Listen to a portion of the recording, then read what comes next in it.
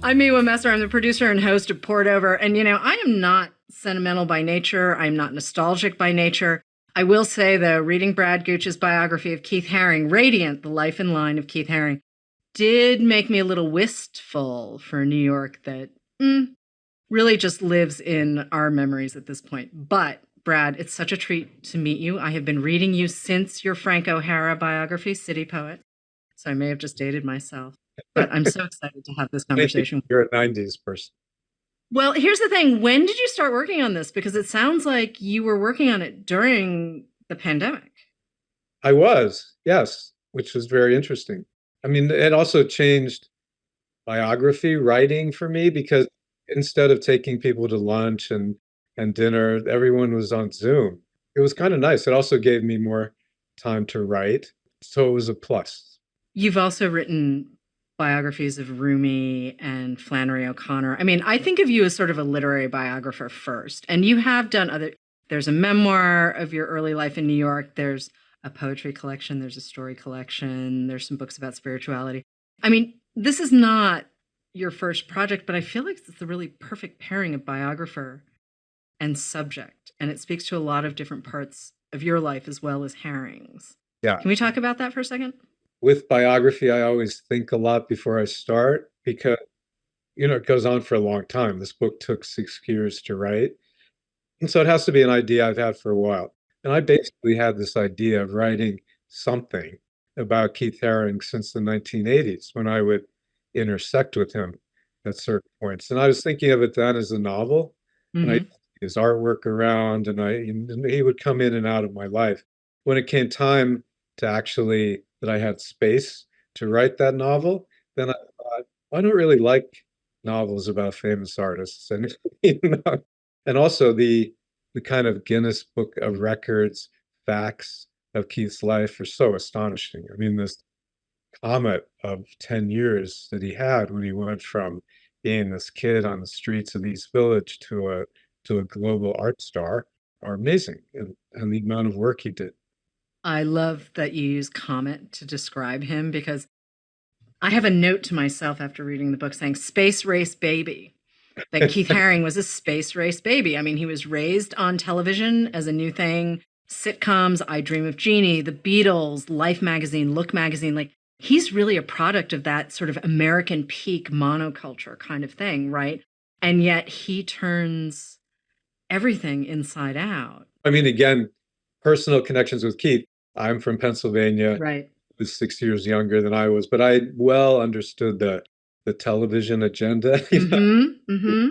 I well understood the conservative parents and his phases where he goes through his Jesus freak and a Monkees fan and the Deadhead. I mean, all of this is very lively and just now something that you would write about in someone's biography, I think. And that's the thing. The monkey stuff was new to me. The Jesus freak stuff was really new to me. The Deadhead stuff. I mean, I just always thought of him as this sort of quintessential downtown guy, right? Like when I was in college, we all had, the silence equals death posters. We all had whatever pieces of Haring, and it's right next to the Smiths poster and that Duano kiss photograph that like literally you were not allowed to go to college without that poster on your wall at a certain period in the 90s. And he was so much a part of our experience of the world. I mean, there he was on MTV, there he was on the subway. Like, he felt accessible, even though, of course, Tony Shafrazi is showing his work. Like, as you said, he's a global art superstar. But for college kids and teenagers and young people in their 20s, like, he still felt like we could be part of that energy and that excitement and that it wasn't just for adults. And he was aware of it. I mean, Yeah. his bumper sticker concept was art for everybody. And he really, from doing these 5,000 drawings on the subway system and beyond, he was always trying to bring people in to the art world and into that experience. And it was at a time when it had been the opposite. I mean, it was kind of elite and conceptual, and he really opened it up. So he wanted you to feel the way you were feeling. He was so ahead of his time. That's how it felt for me. Right. I mean, I talked to, and it's at the end of my book, Ann Temkin, who's the curator of painting and sculpture at MoMA. she kind of apologized for the institution to me. I mean, the moment never showed him when he was, they never bought any work of his. And she said, well, with some radical art, there's like a 30-year time period and Right. an alarm clock goes off. And it happened with the water lilies, it happened with the Abex painters. And she was saying that Keith Haring is just about at that 30-year mark where his you can see his work as lasting. And I was one of the fortunate people who got to see the show that the Broad put on in Los Angeles called Keith Haring Art is for Everyone. And it was electric walking through that space. And again, like my experience of Haring originally when I was younger and very, very impressionable was, t-shirts and posters and postcards and MTV and, 30-second ads kind of thing, right? Like, or pins or buttons. It was very sort of free moving on the street. And to see these huge, I mean, some of these paintings are like 40 feet long. Right. And 20 feet high. And I think I didn't understand the scope of the work because when you see it reproduced on the page or the screen, like you don't, unless you see him working on the piece, you just don't understand how physically huge some of these pieces were. And some of them are painted on tarps and some are on canvas, but he really started on paper, right? Right. And he always favored paper. I mean, Uh-huh. the canvas was too arty, sort of classic artist, and that it intimidated him and it was too expensive. So when Tony Shafrazi, his dealer, kept encouraging him, of course, oh, well, do paintings, do paintings. Then he found tarp, which is what this plastic they were covering construction sites with, and then did all these paintings on tarp. So he was always trying to get around the traditional art world and also those kind of speak that language at the same time. But I had the same experience as you. Even in the middle of writing this book, I went to the show at the Tate in Liverpool. And it was really the first time, you saw this Haring work on a museum wall. Wasn't necessarily in a big party scene. They weren't playing a lot of 80s music. And then Right. saw that it's communicating to you in kind of a big way. And that's when I realized also that he was, here in an enduring way, and that people didn't realize it at the time because he treated it so lightly. I think too, there were people who mistook sort of, all right, we all referred to it as dancing babies, right? Dancing babies, barking dogs, the spaceships, all of that kind of thing. There were people who just saw the playfulness first, but if you see a lot of the larger scale works, they're really angry. They're Right. really like the rage just radiates off of them. Like there was a lot more happening with him than you saw on the walls of the pop shop, Right. right? And certainly MTV. Like I know I keep coming back to MTV, but that was like a groundbreaking thing, right? Between the music and the fashion and everything. Like that was a moment, even though there was lots of stuff going off the rails across the country. I mean, and AIDS was really starting.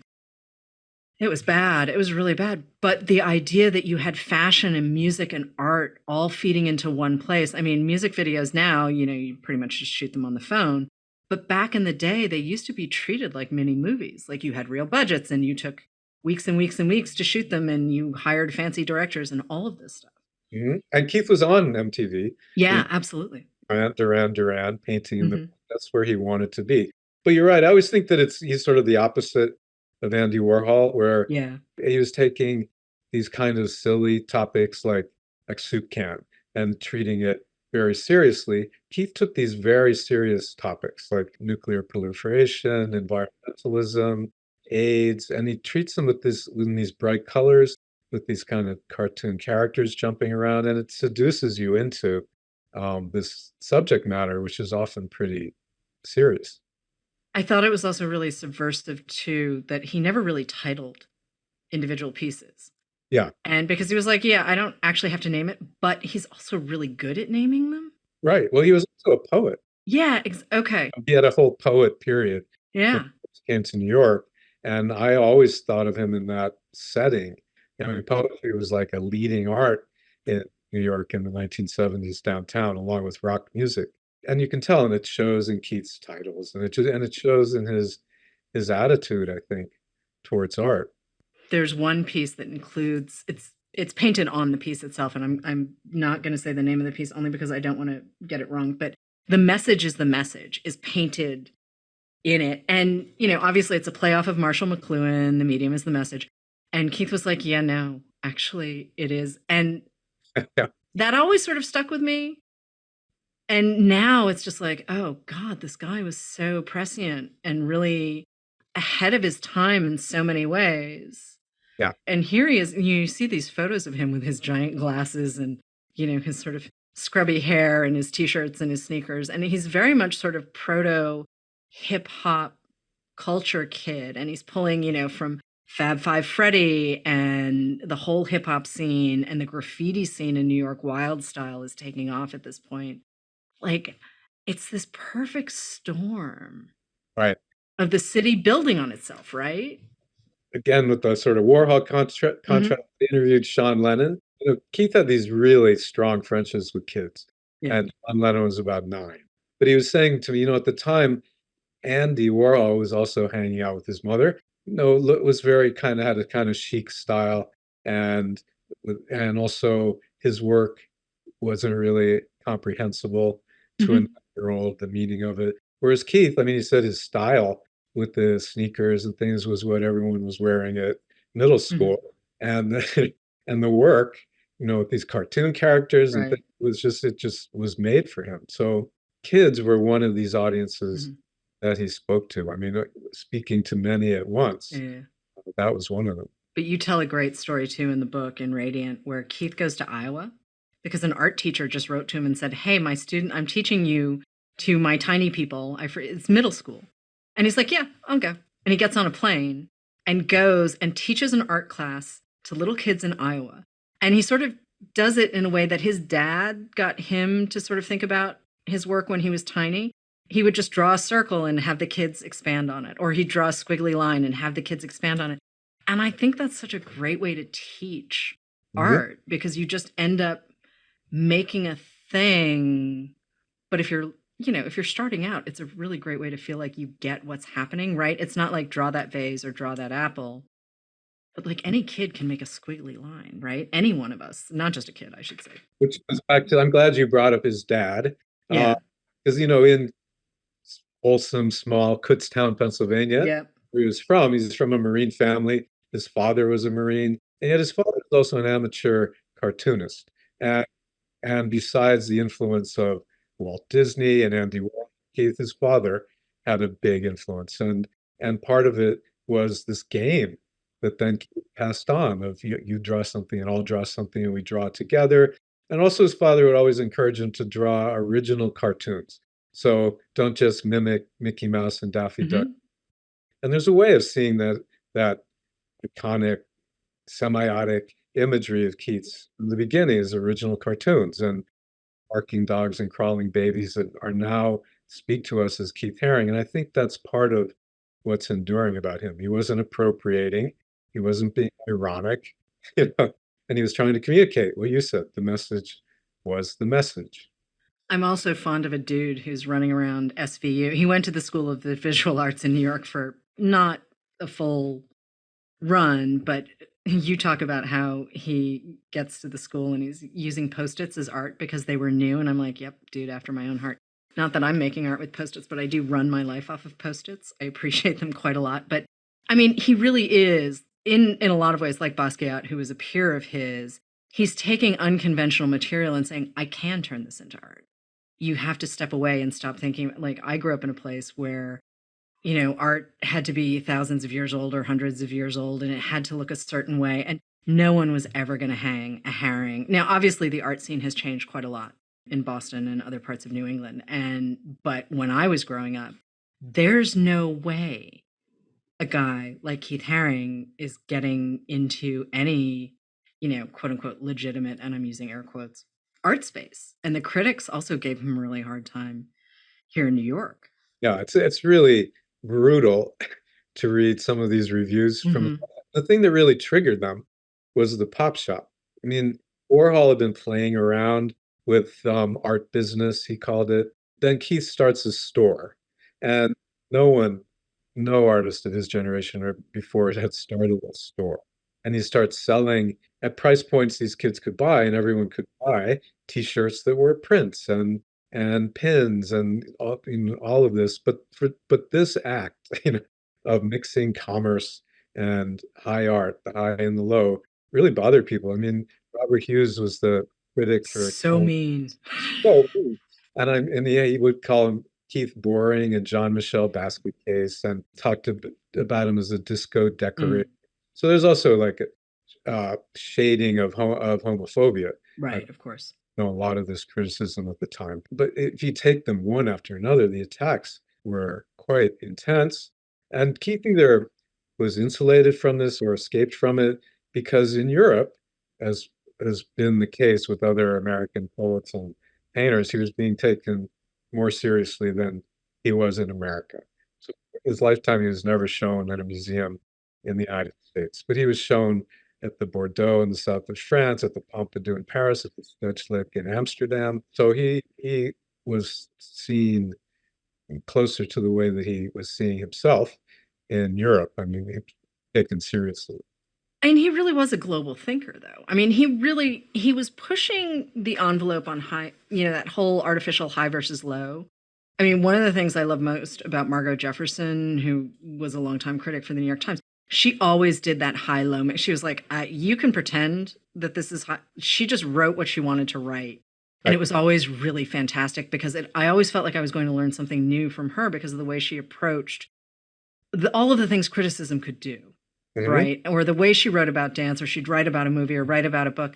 And she's just throwing in whatever reference she felt like. And it all made sense. And I kind of feel like that with Keith, because obviously music is a huge piece of this. Like you're writing about the Mud Club area and the Palladium and all of these places. Paradise Garage, which I had not thought about in 8 million years. Like all of these places, though, where the culture is being built in New York, and it's being built by Black and brown and queer people. Right. And in a way that, I mean, real estate being what it is, it's harder for these spaces to exist, right? Like Limelight is a mall now. I mean, granted, Limelight was Limelight, but it's a mall. Right. No, I mean, Keith definitely mixed all of those things together, and he was definitely in the forefront of that. And now it seems, I mean, people were so upset that he sold anything. I mean, now we have licensing, certainly of Keith Haring stuff. So you you go to the playground and these kids are in Keith Haring. Sometimes pullovers that just have his signature on them can be a lot, but all this is now part of what artists do. I mean, there's a younger generation that keyed in to Keith Haring, and that's why he can make sense to us now, and at the time seemed like a complete outsider. Well, I also want to put him in a tiny bit of context. I mean, his peers include Cindy Sherman, Mhm. Kenny Scharf, Jenny Holzer, Barbara Kruger, whose work I also love. Like, I mean, he's coming up at a period where lots of folks are challenging what the idea of art looks like. And, Jenny Holzer hangs in museums now, and Barbara Kruger, actually, the Broad in Los Angeles owns a couple of Holzers and a couple of Krugers that are standouts. I mean, they own some Basquiat's as well that are pretty standout as well. It's a And nice Kelly Brown collection. is a good early collector, and I mean that's Yeah. why they have that Yeah. collection. Where someplace like the Museum of Modern Art collected nothing, therefore they don't have much. They have that one great 30-foot long Right. drawing that they brought out for the reopening of the museum, but that Yeah. was given to them by the foundation. So it helps follow the collectors, and in that way. It is follow the collectors, but I did not know. There's a tiny bit of a backstory, though, with MoMA that isn't just being a little snotty about what's high and what's low. And I'm kind of laughing because I did not know this story until you tell it in Radiant. Tony Shafrazi may have done a thing at MoMA. I'm going to ask you to tell the story. Tony may have done a thing at MoMA with Guernica, the very famous Picasso painting, and a can of red spray paint. I can understand MoMA being mad about that piece, but at some point you kind of have to get over it because Shafrazi obviously has gone on to be that guy who is the gallerist for so many major artists, but he did a thing. Would you tell No, that I think it's story? very interesting. Remember it. I mean, because it was supposedly a Vietnam War protest. Went to Guernica, and spray painted "Kill Lies All," maybe nervous because he wanted to say "Kill All Lies," but said he to bring it back into the conversation. It's a great anti-war statement. For this, he was never allowed in the Museum of Modern Art, and the word on the street was that the reason they wouldn't buy any work by any artist who was represented by Shafrazi. And Keith didn't like the idea that he had spray painted Guernica. He loved the cop. But it is interesting that his dealer is, again, this kind of outsider guy. I mean, there's something edgy about Tony at that time. And Keith had been his own dealer before Tony starts representing him. And at this point, too, like the Soho gallery, I mean, obviously Soho in New York now is not what it was at the time, but when the gallery scene was Soho and Soho was the gallery scene, it was a really different world. And here's Shafrazi going, I have this guy. Right. And suddenly, like, everything's kind of changing. And again, like, Keith is sort of blowing up the established order. I mean, yes, he has help from, but it's like Shafrazi in a garage with someone else going, yeah, we're just going to make a thing. Right. I remember Diego Cortez described our world then to me as like white people in white boxes drinking white wine. And that was, whereas the Shafrazi kind of garage, open garage kind of gallery was something else. And but Keith, again, he hadn't wanted that. The way that he consciously, unconsciously got around this was the subway art project. Right. Chalkman. Yeah, no one knew who he was, but Yep. some New York Post, they called him Chalk Man. Someone started drawing these drawings on the New York City subway on these blank advertising spaces that will be covered over within a week or two. And this eventually becomes 5,000 of these over 5 years. I mean, it's one of the largest public art projects ever pulled off. And one thing that happens is the millions of people who go through the subway system every day, a number of them will get hooked on these drawings and who's doing them, or he would do them as performance, and then people would watch him do this. And then he started giving out pins. So by the time he had his first one-man show at Shafrazi Gallery, he already had an audience and brought this new audience into the gallery system. And I think that performance piece is really important. He is not a performance artist. Like, I need to be clear about that. He's not, he's just not a performance artist, but he was doing sort of early video art. One of the pieces he does at SVU, which I would really, really like to see someday, is a piece sort of about his childhood and about his dad. And I don't know if it's been displayed anywhere. I don't think it was part of the show at the Broad, right? No, I think we might show it. We're going to do a thing at Metrograph. Oh, cool. Okay. We're going to show things that haven't been shown. And Okay. that might be one of those. Okay, because the way you describe it, I really, really want to see it. But there's this piece, this legendary piece that Keith did with the choreographer Bill T. Jones.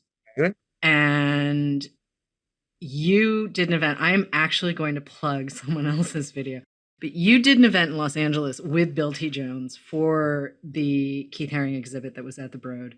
It's really good. It's on their website. Go find it if you haven't seen it. It is a fabulous conversation. I would like to hang out with Bill T. Jones all the time because he is one of the smartest, sharpest dudes out there. And you asked all the right questions and the audience asked all the right questions, but the energy was great. But legendarily, Keith painted him. Mm-hmm. Right. And painted Bill, not just Bill as a painting, which he's also done, but he also used Bill as a canvas.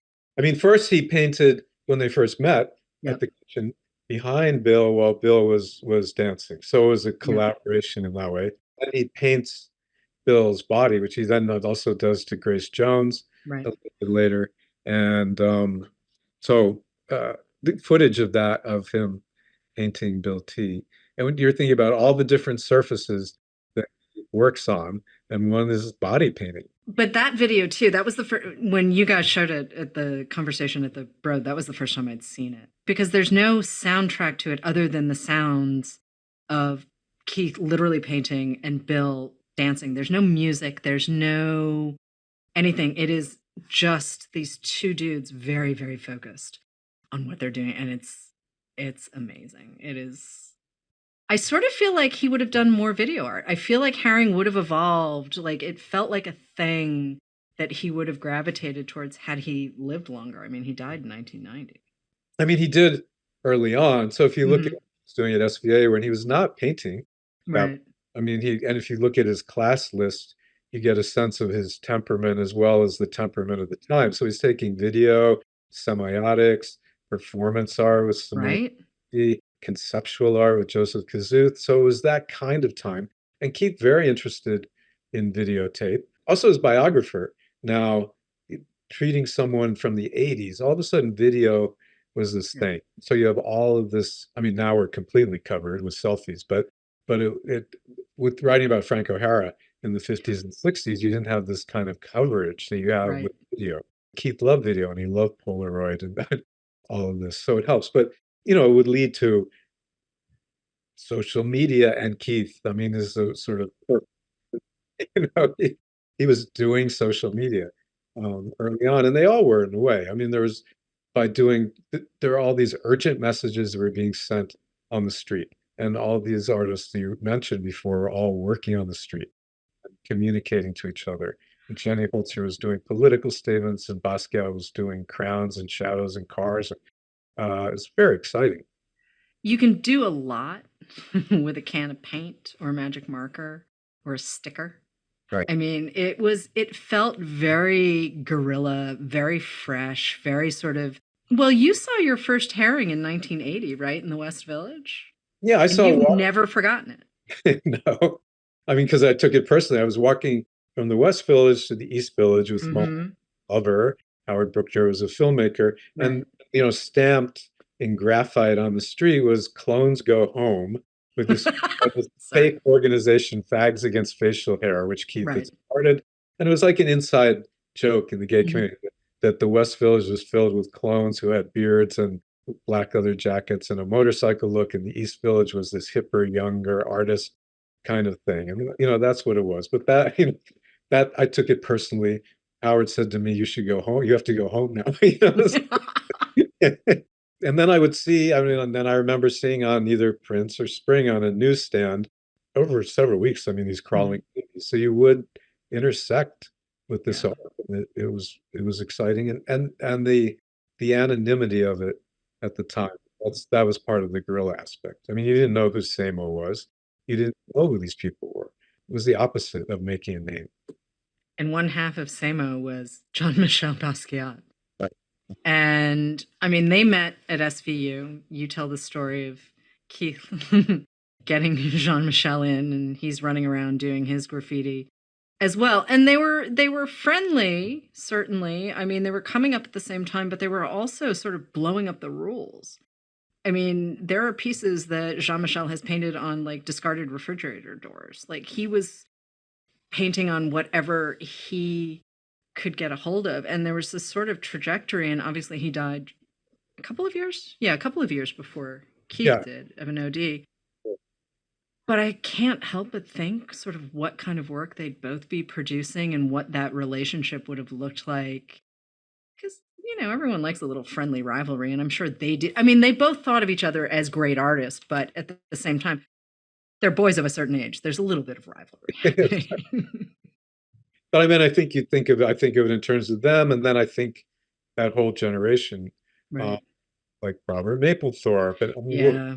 these people were alive, and they were 70-year-old role models, or what would it be? I mean, the world Yeah. would definitely be different. I mean, that brings me to Keith was diagnosed with AIDS in 1988. Right? He goes public sort of legendarily in this Rolling Stone interview that he agonized over because, I mean, if we go back to that moment in our cultural history, AIDS was a death sentence. We didn't really know what was going on. I mean, the New York Times was reporting on it like it was a gay cancer. That was the headline for a really long time. Certainly St. Vincent's Hospital in lower New York was sort of the epicenter of a lot of what was happening. And Keith did share his diagnosis in this Rolling Stone piece. And PWA, public person with AIDS, Right? was just starting to become a thing. And it was, I mean, it was radical. It was it was really a rock star move on his part. And he partially didn't want to do it because he knew the price of his art would go up. And Right. that's really gruesome and gross. No, it certainly wasn't the normal career move at that time or personal move. I mean, rare was the obituary in the Times that admitted that someone had died of AIDS. Was Right? Yeah, it was weird. Rock Hudson was denying having AIDS while he was publicly dying. One basically from the grave was saying he had liver cancer or pneumonia. And so for Keith to come out so openly about having AIDS was remarkable. He didn't want his art to be valued because of that. He found it to be ghoulish, which he was, but he knew the art market well enough. Also, at that point, he was, he had different ideas. He had a secret studio. He was working on great work, right? Pretty much until the end. And then he was also using his work for this AIDS messaging and doing this silence equals death painting, and also being an activist within ACT UP. Peter Staley, who was the treasurer of ACT UP, told me that he would go to Keith's studio and Keith would give him brown paper bags with like $10,000 in cash in them. And then Peter would go to the Citibank on LaGuardia Place and deposit it. And then like a third of the receipts of ACT UP in 1989 were from Keith Haring. So he was doing a tremendous amount at that time. It's a little weird for me too, sort of as I go through my day. That Citibank is still there. As I go through my sort of daily life, hitting all of these pieces, right? Where here's the ghost of Keith Haring, right? There's a giant mural down by where I live on a public pool, and I get to see it every time I walk by.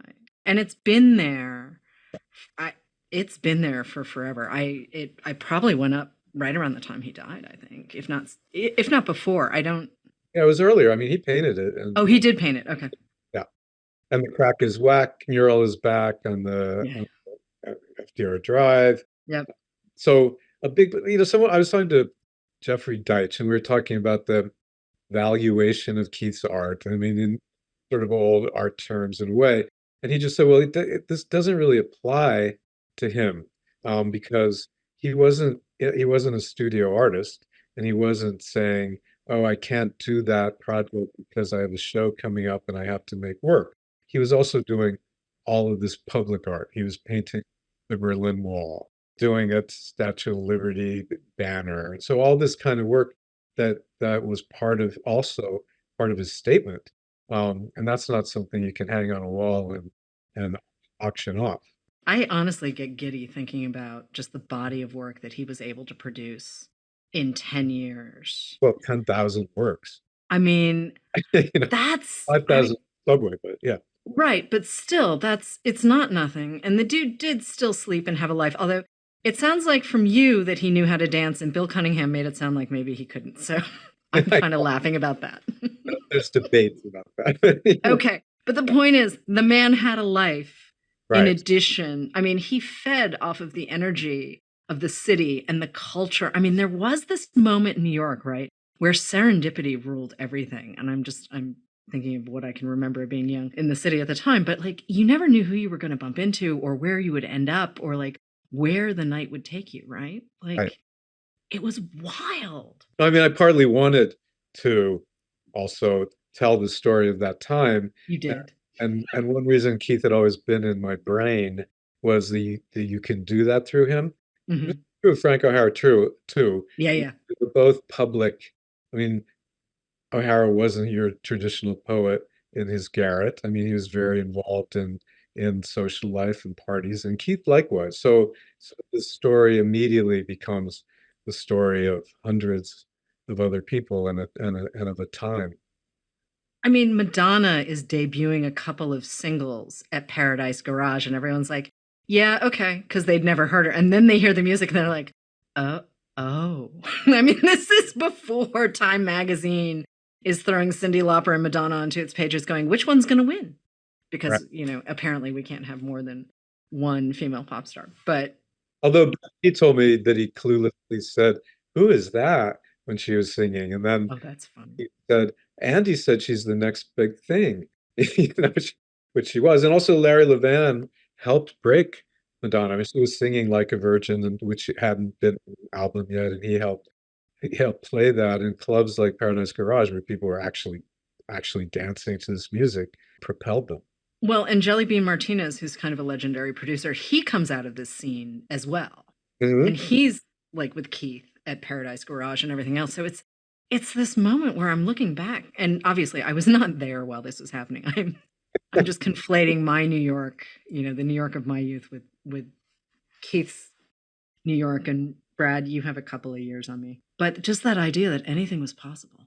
I mean, I think the first line of my book is what Keith Haring came to New York in 1978. He hit the streets, and those streets were the key to everything. I mean, you'd be walking. He and Fab Five Fred were walking down the street and saw Paradise Garage, which Fred knew about, and he takes Keith there. And Ingrid Sishi at some point said it was like Gauguin discovering Tahiti. Yeah. With all this stumbling into things all the time, everything seemed to be random and seemed to be by chance. That was part of or all of the energy of that time. I'm so happy that people are discovering Haring in a new way. It was wild to read the critics on the show in Los Angeles, and they were like, well, this is a long overdue and it's very important and all this other stuff. And I'm kind of laughing to myself. I'm delighted that everyone's come to the table finally, right? I didn't know that Keith had spent any time in Pittsburgh until I read Radiant. And you were like, yeah, he always kinds of leaves it out of his biography. And it's like Calder comes out of Pittsburgh. Warhol obviously famously comes out of Pittsburgh. And Keith's like, yeah, I did some time in Pittsburgh, but we're really going to talk about New York. And again, like, I know he's from Pennsylvania. I know he has this loving family that he's very fond of too, but he really feels like he's cut from whole cloth. Right. I mean, well, that's where I mean, he always had this line. I mean, he was drawing as a kid. He never really stopped drawing. His sister did a graphic comic book about the boy who couldn't stop drawing for kids. But in New York, that really, he figures out how that line becomes his signature, I think. And once he gets that, then it reflects where he is. Tony Shafrazi said that Keith was a sponge. Yeah. And that's really true. I mean, you can just see him moving through these moments, a kid with color TV, and it shows up in his work. And later in his life, when he's in Europe and he's in museums and getting taken seriously as an artist, you see a lot more like sort of Picasso and Leger, these influences popping up in Keith's work. So he's very much, you can feel, especially then the city in the 80s in that work. Although now I'm starting to take it out of that and find how it's still, I mean, Radiant to me is a good work for, there's something about that work that's always very light. In addition to all of the painters you just cited Hmm. as influences on Haring, I went back to Naked Lunch, the William Burroughs novel that I had not read in quite some time, because that's also a big piece. I mean, Keith was pulling from sort of Japanese ink paintings. He was pulling, obviously, from comics and Disney and Warhol. But Naked Lunch was a big deal for him. And going back, it had been a minute since I'd read it. So I have this new edition Right. restored text. And all I want to do is finish this book right now. And I don't have the time right this second. But reading Burroughs again on the page, I totally get how this book influences Haring, but also I'm thinking, man, there's a whole generation of writers who owe a big thank you to Mr. Burroughs. Right. With Keith, though, comes this, you see this early, earnest, serious period when he's trying to Mm-hmm. figure out his art. And this semiotics is not just a class for him. I mean, Right. he's trying to figure out, how do I make a language, a Mm-hmm. language, and he does it. And then he sees Burroughs at the Nova convention in '78, and Burroughs' thing of cut up then becomes also a clue, where if you take these images and you cut them into different patterns, they tell a different story. It's one thing if a barking dog is following two babies, it's different if two babies are crawling after a barking dog. And Mm-hmm. together, that becomes a lot of his storytelling. And there's always storytelling in his work too, a kind of a message and a narrative that goes through. So Burroughs, I mean, surprising to me, I think, was though the depth of the connection to William Burroughs, and they even do a collaboration. Yeah. This is the Apocalypse work later on. Also, the relationship with Warhol was more extensive than I thought, and they really had these kind of morning after debriefings of all the gossip of the night before, but also this Warhol's pop art concept Hmm. is obviously the major influence on Keith. And at the same time, Warhol's benefiting from this kind of young energy of being with Haring and Basquiat. I mean, so a lot of mutual inspiration. I mean, isn't that what art is supposed to do, right? Like art begets art. I Yeah, mean, in theory. that's right. In theory, isn't that what we're all aspiring for, even if it's on a post-it or chalked out on the subway?